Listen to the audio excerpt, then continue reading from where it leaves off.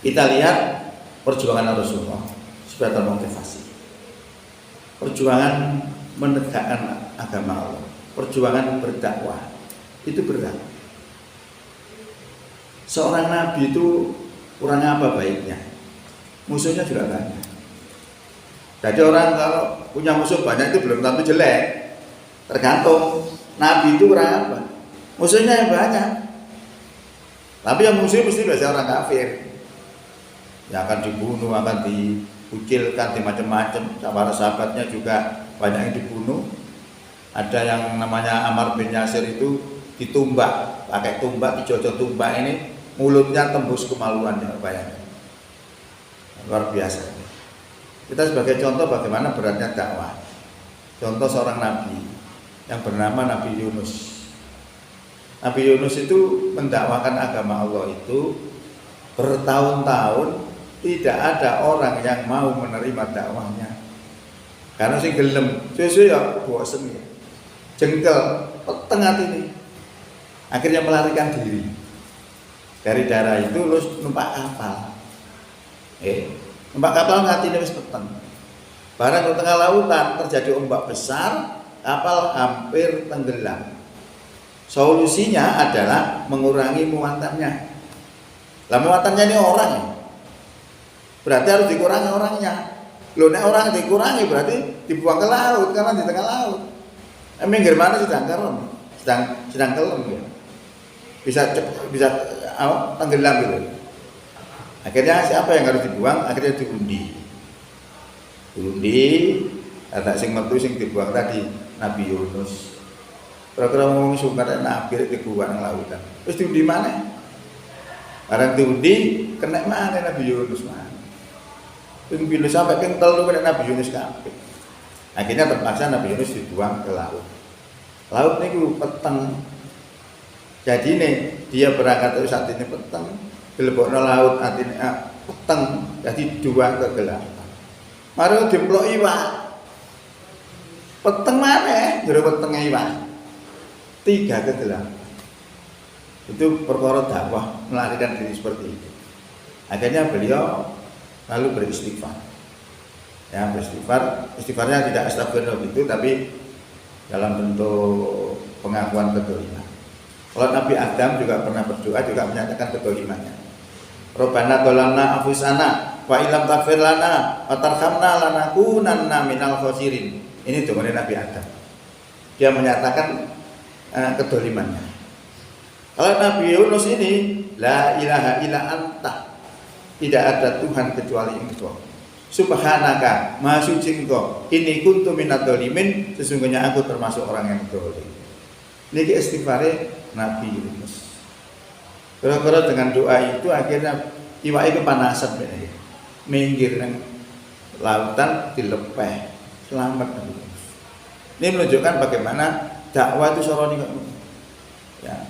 Lah, orang-orang mau balik itu juga berat.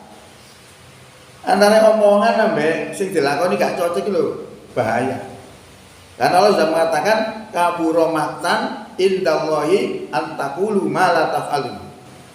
Sesungguhnya Allah benci kepada orang yang mengatakan apa yang tidak dikerjakan. Nah ini kalau balik berat ya. Ngomong tok karena bukti ini gak iso nglakoni, jarkone abot ajane. Lah Rasulullah nggih ngoten.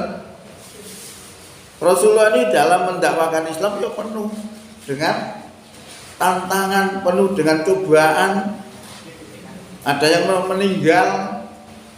Lah kalau meninggalnya apa? Mati syahid atau sangit? Saya dulu itu begitu. Oh, itu mati sangit. Oh, belum tentu. Karena Allah mensupport begini. Wala tahsabanna alladziina qutilu fi sabilillahi amwata bal ahya'un 'inda rabbihim yurzaqun. Jangan kamu menyangka orang yang gugur di jalan Allah itu bahwa mereka itu mati. Bahkan mereka itu mendapatkan rezeki. Coba, makanya panjenengan pernah tahu bagaimana orang duduk kuburan itu ada yang utuh. Utuh grup. Kain-kain ini api, awake dhewe utuh kaya wong urip. Niku kata. Jadi ternyata Allah memberitahukan seperti itu. Lah ini juga support orang yang meninggal dunia dalam menegakkan agama Allah. itu syahid, bukan mati, tapi dapat rezeki kan gitu. Nah, dalam sejarah juga sama. Nek wong menegakkan agama Allah, berdakwah, mendakwakan agama ini, musuhe yo akeh, kadang-kadang yo disiksa, kadang-kadang di penjara, kadang-kadang macam-macam. Dengan tahu di Tajikistan itu wong Islam itu kurang lebih hampir 90%. Tapi karena presidennya bukan orang yang beriman, jilbab dilarang, jenggot dilarang, macam-macam. Jadi semua yang berbau Islami dilarang. Lebih banyak. Padahal mereka ada 90%. Kok bisa seperti itu? Lainnya sama. Kalau mendapatkan iman, mendapatkan Islam sesungguhnya, mesti banyak rintangan. Kenapa dia diperlakukan seperti itu? Karena dia beriman kepada Allah. Itu sunatullah. Makanya ketika mendapatkan perlakuan-perlakuan yang tidak baik begitu, disupport supaya kuat oleh Allah itu, disupport semangat. Begini bunyinya. Am hasibatum an tadkhulul jannah. Apakah kamu mengira bahwa kamu akan masuk surga? Pertanyaan Allah. Wala mayatikum masalul ladina qala min qablikum. Padahal belum datang kepadamu cobaan sebagaimana halnya orang-orang terdahulu sebelum kamu. Masatumul ba'sa wa dharra'u wa zulzilu kata yaqular rasulu wal ladina amanu ma'ahu mata nasrullah. Padahal belum datang kepadamu cobaan sebagaimana halnya orang-orang terdahulu sebelum kamu, mereka ditimpa malapetaka dan kesengsaraan serta digoncangkan dengan bermacam-macam cobaan, sehingga Rasul dan orang-orang yang beriman bersamanya mengatakan, mata nasrullah, kapan datangnya pertolongan Allah ini? Lalu dijawab oleh Allah, ala inna nasrullahi qarib, ketahuilah sesungguhnya pertolongan Allah itu dekat. Ini menunjukkan sunatullahnya itu begitu. Orang-orang beriman semua mengalami seperti itu kalau dia konsekuen dengan agamanya. Dibully, di macam-macam. Nah ini disupport. Akhirnya orang yang mendapatkan penderitaan karena menegakkan agama Allah tadi kuat. Nah, akhirnya sampailah kita kepada Rasulullah. Bagaimana Rasulullah mendapatkan? Sama. Mendapat perlakuan yang tidak baik. Bahkan terakhir itu ditawani. Cara wong Mojokerto ngene. Hei Muhammad, wis kon ojo berdakwah. Mandeko nek kepengin harta tak kaya harta, kepengin tahta tak kaya tahta, kepengin wanita tak kaya wanita. Kira-kira apa ditari kon yo apa? Bulan kon tak dadekno ojo mandeko ojo dawat ada dalan lurah bayarane 20 juta. Mikir ya. 20 juta. Apa jawabnya Rasulullah? Seandainya kau letakkan matahari di tangan kananku dan bulan di tangan kiriku, saya tidak akan berhenti untuk berdakwah. Coba, ini jawaban Rasulullah. Artinya apa? Tetap tegar di dalam menegakkan agama Allah. Walaupun apa resikonya. Nah, substansi seperti ini yang bisa kita tarik pelajarannya. Kita terapkan dalam dunia pendidikan sama. Kalau kita ingin majukan sekolah, ingin menjadikan sekolah itu yang hebat, kita punya semangat tinggi. Nah, halangan, jangan mudah patah. Panjangan kepingin sukses apa sih rumusnya? Panjangan harus punya visi. Visi itu apa sih? Visi itu impian. Impian, cita-cita yang akan dicapai. Kemudian setelah punya visi, kemudian punya action. Action itu adalah gerakan-gerakan kita untuk mewujudkan visi itu. Kita datang, kita akan melakukan apa? Itu kita kerjakan. Terus dikerjakan dengan sungguh-sungguh. Insya Allah 3 item ini kalau kita punya, sukses. Saya itu pernah studi banding ke Gondang Legi. Gondang Legi itu sekolahnya di kampung tengah, misalnya. Sekarang menjadi di pinggir jalan besar, yang namanya bangunannya itu tingkat 7. SMK. Itu ya begitu, punya visi, harus berani. Berani memulai ini juga tidak mudah. Tantangannya juga banyak. Nah, sama dengan itu tadi. Rasulullah begitu, tetap tegar. Kita realisasikan dalam dunia pendidikan ya bisa. Semua bisa. Itu adalah contoh-contoh bagaimana Rasulullah itu prinsipnya kuat di dalam mengemban dakwah Islamiyah ini. Ya. Yang kedua, kita lihat bagaimana keadilan. Karena kita lihat keadilan di negeri kita itu hampir tidak ada. Kalau yang namanya orang yang berperkara itu gampang dimanfaatkan. Wes kasusmu tak tutup, tapi kan bolo aku. Kalau nggak bolo aku tak buka kasusmu. Bolo, ngelumpuhlah orang-orang yang berkasus, terutama yang partai-partai yang berkasus ngelumpuh. Daripada diungkap ada bolo ayo. Itu yang terjadi. Jadi kalau tidak seperti itu maka orang yang bersalah tadi sulit. Hanya dengan tahu orang yang di WA itu ada begini, orang anak SMP dituduh menghina Presiden Jokowi, kena 7 tahun. Tapi orang korupsi triliunan kena 3 tahun. Ya Pak, ada apa tidak ada. Lagi kalau orang itu berperkara kemudian menjadi lawan politiknya, kata suwe GPL, gak pakai lama. Ditangkap, diproses, dipenjara, selesai. Jadi keadilan hampir tidak ada. Tapi bagaimana Rasulullah? Rasulullah dalam menjalankan keadilan ini tidak pandang bulu. Siapa yang melanggar aturan dieksekusi, walaupun itu adalah keluarganya. Sehingga di suatu kesempatan beliau berkata, seandainya putriku yang namanya Fatimah mencuri, la kotok tu yadaha.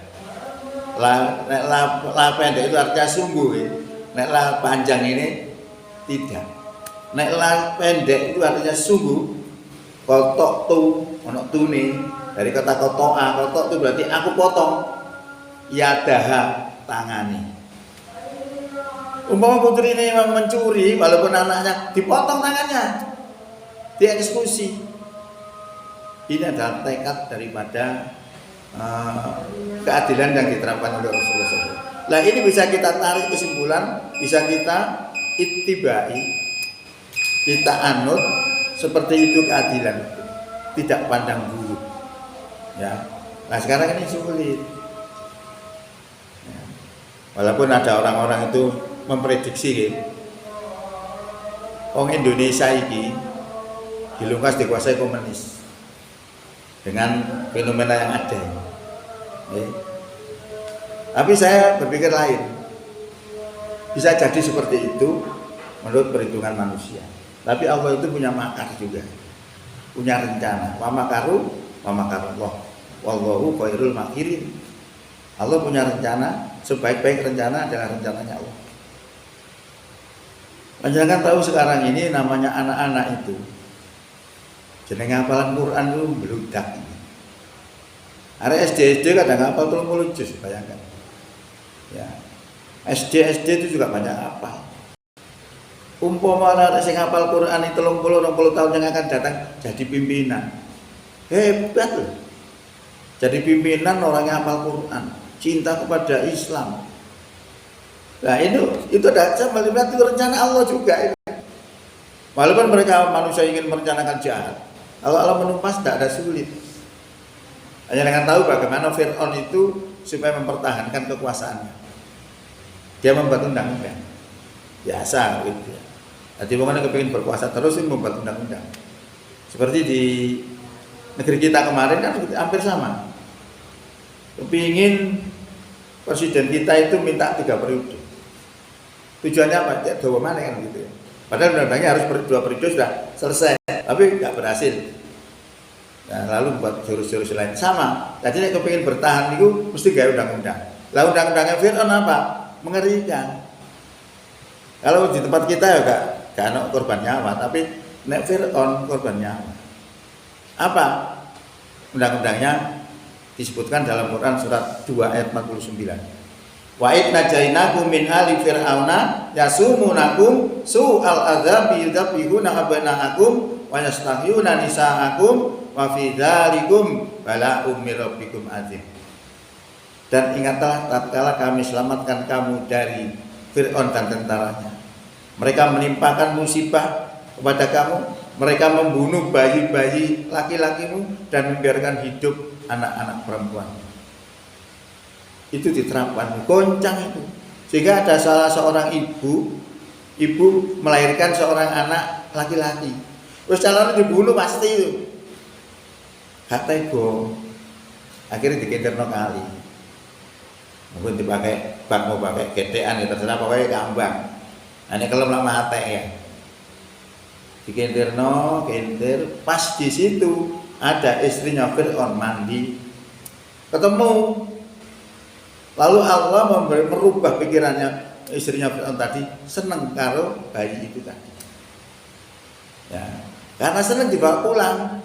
Jadi kan bayangkan, membawa pulang bayi, undang-undangnya harus dibunuh.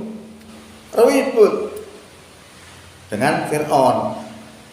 Akhirnya dengan kuasa Allah dimenangkan lagi oleh istri Fir'aun, sehingga bayi itu boleh dipelihara di istananya Fir'aun. Wes akhirnya besar. Akhirnya orang ini, bayi ini diangkat oleh Allah jadi nabi. Ternyata itu adalah Nabi Musa. Ya, itu makarnya Allah. Nah, dari Nabi Musa ini akhirnya berperang dengan Fir'aun. Nah, akhirnya terdesak juga. Nabi Musa ini dikejar tentara Fir'aun sampai mentok nang lautan. Nek terus mlebu lautan balik dipateni karo Fir'aun tentara ini apa? Ditolong oleh Allah suruh memukulkan tongkatnya kan gitu. Laut terbelah. Lalu Nabi Musa berjalan di laut yang terbelah itu dengan tentaranya. Dikejar. Sampailah Musa di tepi lautan. Lah Fir'aun sudah berada di tengah-tengah lautan. Lalu dikatupkan lagi. Lautan itu tenggelam semua. Saat itulah Fir'aun tobat. Dia percaya kepada Tuhannya Musa dan Harun. Tapi tobat yang seperti itu sudah tidak diterima lagi. Lah ini panjenengan lihat apa? Pertolongan Allah. Pertolongan Allah itu bisa diberikan mendadak, bisa diberikan jeda. Nah, kenapa diberikan jeda? Itu dalam Quran disebutkan itu untuk menguji orang-orang beriman. Nah, itu adalah makarnya Allah. Lah sama di Indonesia ini. Walaupun gejala komunis itu sangat kuat, Allah punya makar sendiri. Itu bisa juga nanti orang-orang yang hafal Quran jadi pimpinan-pimpinan semua, tebal semua ini musuh-musuh Allah. Nah, itu adalah rencana Allah. Allah alam, kalau saya berprasangka seperti itu. Nah, ini contoh-contoh bagaimana keadilan itu ditegakkan oleh Rasulullah. Rasulullah tidak pandang bulu dalam menegakkan keadilan. Kemudian contoh yang ketiga tentang akhlak. Akhlaknya Rasulullah itu luar biasa. Kita hampir nggak bisa niru. Rasulullah itu pernah berjalan ke masjid, terus didoni. Ya, didoni ada rai didoni. Kalau ngambek ada didoni rai. Tapi Rasulullah itu bagaimana? Diam. Karena dia sadar yang dihina itu adalah pribadinya, tapi bukan Islamnya. Dibiarkan. Menene budal mana? Didoni mana? Dibiarkan lagi. Kita mau apa? Dan diurusin oleh ini. Barang 3 kali kok tidak ada. Tanya ke sana kemari, ternyata yang meludahi tadi sakit. Itu kira-kira awak dhewe ngrumu sing mari ngedone awak dhewe. Terus lara karo jongor. Bongko pisan mari kira-kira ngoten ya. Tapi Rasulullah itu tidak. Tambah disambangi. Coba. Lah setelah tahu seperti itu, tidak ada alasan lagi orang yang benci kepada Rasulullah. Akhirnya masuk Islam. Nah, itulah disebut dakwah bil hal. Dakwah dengan perbuatan. Nah, ada juga kisah yang menarik juga. Ada seorang bernama Sumama, orang kafir bernama Sumama. Sumama ini orang yang benci kepada Rasulullah. Saking bencinya, dari kepala ini sampai ujung kaki benci semua. Nah, akhirnya Sumama ini ketangkep oleh orang-orang yang beriman, lalu diikat di sebuah yang masjid, lalu diinterogasi, Nah, zaman sekarang namanya bukan ya, namanya BAP, berita acara pemeriksaan. Ditangkoni gak semaur. Loh, nah zaman saya ini katakan gak semaur, so disetrum barang ya. Setrum kejet-kejet. Mungkin ya iwak sepat bisa munggah. Sepatu ya, itu sepat iwak ini, sepatu munggah. Bisa juga tangani gencet sampai sikile mejo, jangan cocok. Tujuannya apa? Kayak ngaku. Ternyata Rasulullah tidak, gak gelem dijarno. Karena apa? Dia mengadakan GTM, gerakan tutup mulut. Gak gelem ngomong. Apa yang menarik? Yang menarik adalah ketika Rasulullah makan daging, lalu tahanan itu tadi diberi daging. Kalau Rasulullah minum susu, tahanan diberi susu. Lah ini goyah ini. Kebencian yang semua ini goyah. Iki Muhammad ini orang saya benci kok baik dengan saya. Mulai pikirannya lalu-lalu. Lalu dilihat para sahabatnya begitu tawadhu kepada Rasulullah, begitu taat, begitu hormat. Ketika masuk masjid ini ndonga. Allahumma ftah liya babal rahmatik. Sikil kanan didhisikno. Barang metu sikil kiwa yang didahulukan. Punjul Allahumma ini asaluka min fadlik. Minta kepada Allah supaya diberi fadilah. Nah, sawangane ndonga ngeten iki.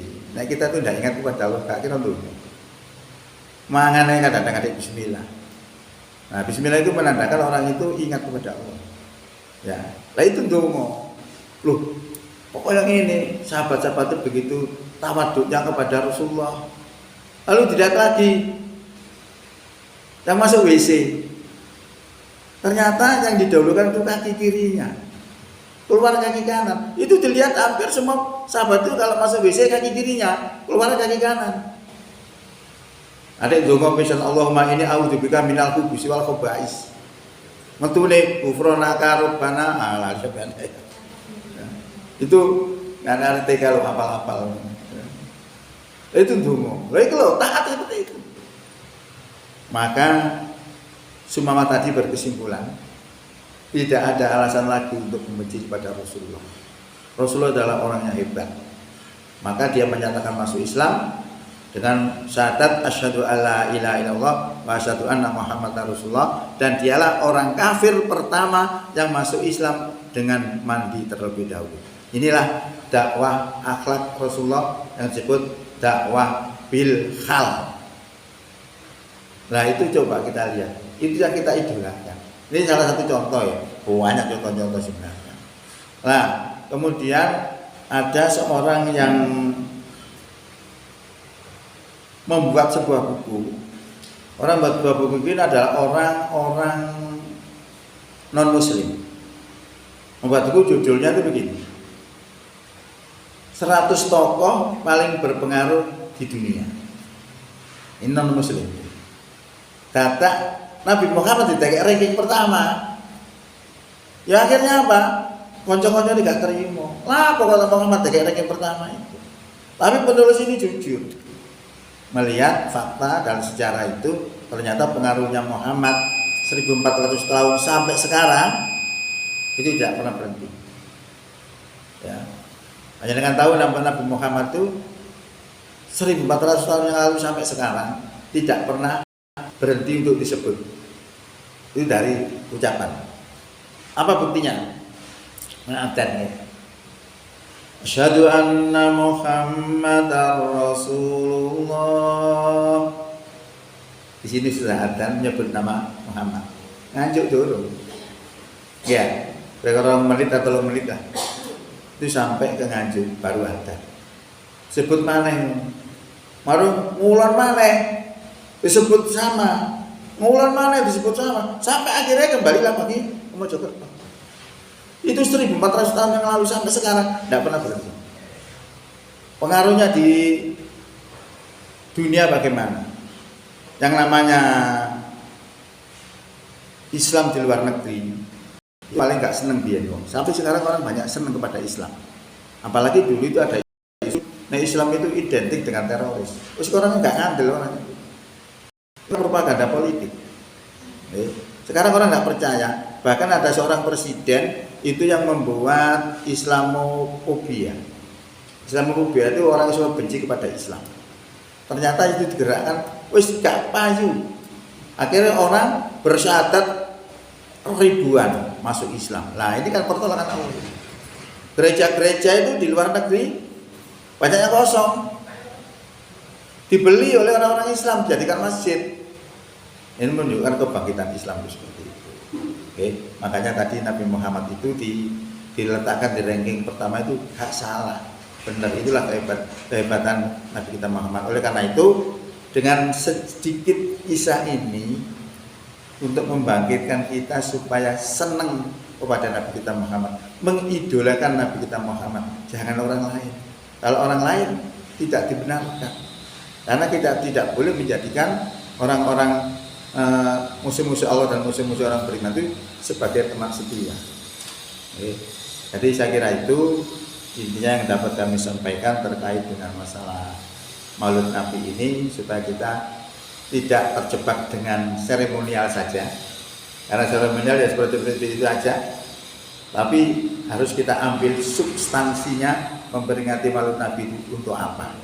Kalau itu bisa kita lakukan, insya Allah kita berhasil merebut substansi daripada memperingati Maulid Nabi kita Muhammad Sallallahu Alaihi Wasallam.